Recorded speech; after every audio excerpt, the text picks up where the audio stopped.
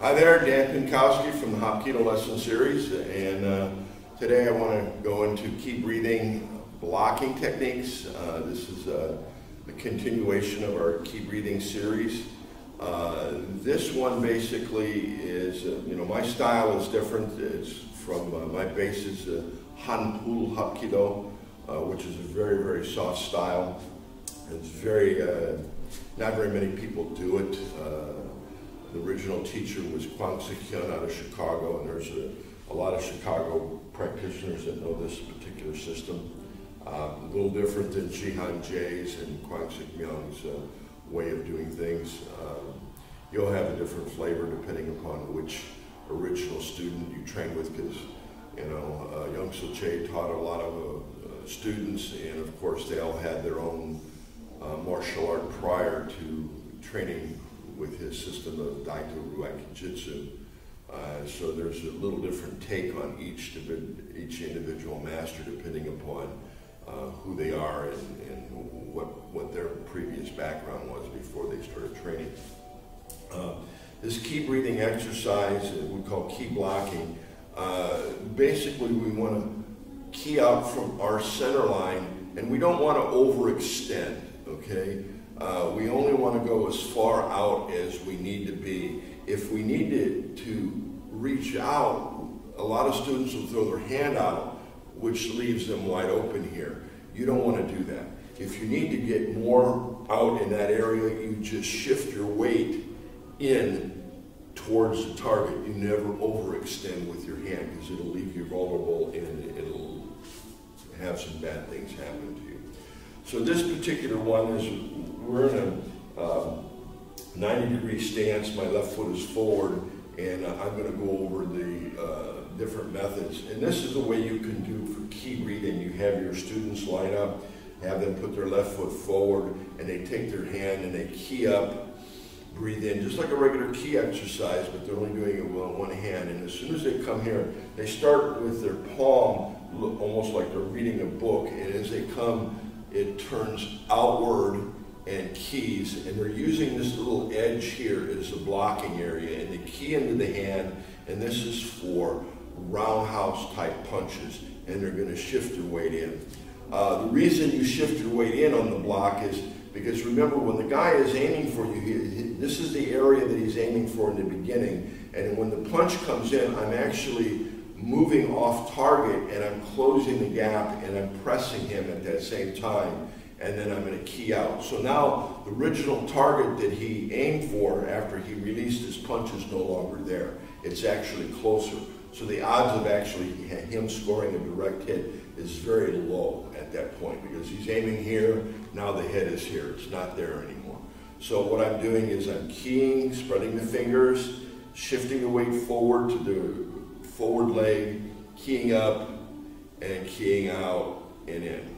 And we'll do about 3 of these. Again, key, in, and out.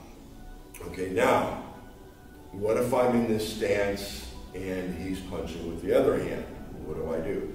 Well, it's the same thing. I'm going to key up, but this time I'm going to bring the elbow more into my center line, and I'm going to key over. I'm going to move my head over across my arm here and key in this way here and back.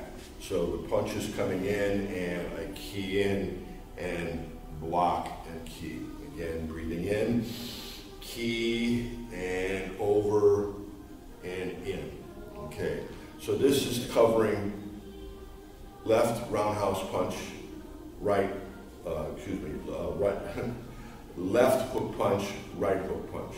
Now what about uppercut? We do the same thing. We're going to key in and just key to here and then down. And again, breathe in, key, and down. And again, I'm focusing in this area, but there's a little bone area right here that we use to strike. And when somebody's doing an uppercut, they're exposing all of their yin meridians, okay? And in our arm, we have 3 major meridians that run on the inside part of the arm. And there's one that's in the center called the pericardium. The pericardium is the casing around the heart. And there's an energy flux meridian that runs from the center of your finger. There's 3 major points here. Between here and here, the center point is here, is a major point. You just cross, and then where the midpoint is, that's a point. And this is the area that you want to hit. Now again, this causes an extreme amount of pain. This meridian is also used for all your motion and motion sickness, because they actually have these little wrist devices that have a little pressing ball, and there's for motion sickness, but it actually presses on that meridian, on the precardial meridian, to help stabilize any type of motion sickness. And we use this one for jet lag and for motion sickness in acupuncture medicine, Chinese medicine, to relieve that. But when you actually hit a meridian really hard and with a good jolt, it will actually cause that effect in that individual. So when somebody's coming in with a hard uppercut, I'm going to come here and key in with this bone, and I'm going to be hitting that precardial meridian, and that will cause extreme amount of pain and damage. Actually, if you do it properly, he won't be able to do a second punch. His whole arm will be limp.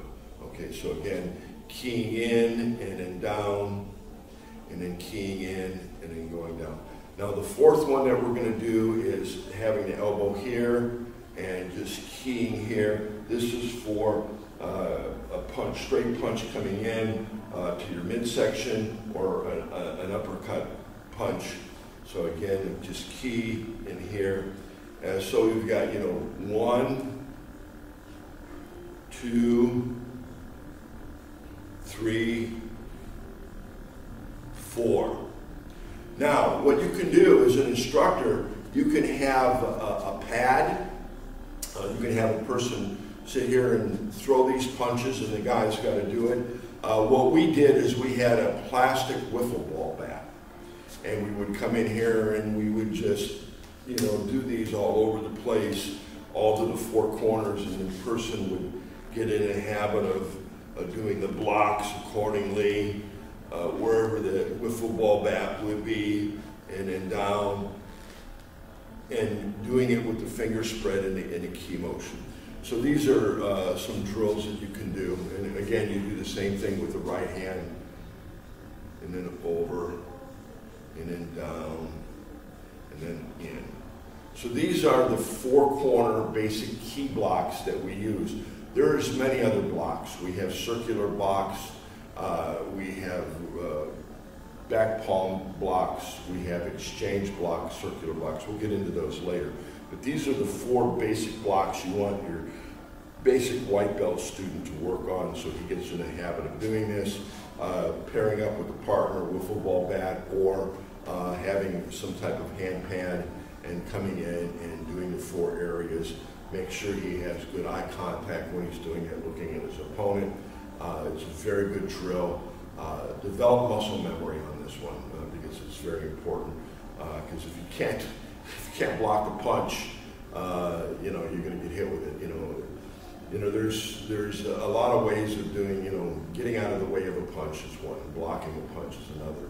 We'll get in what we call destruction of the punch, or destruction of the attack, which I prefer, because basically if you block the punch, you just blocked it. He's still angry, he's still coming at you. If you evade the punch, you've evaded it, but he's still coming with his energy, and that you have to neutralize the attack.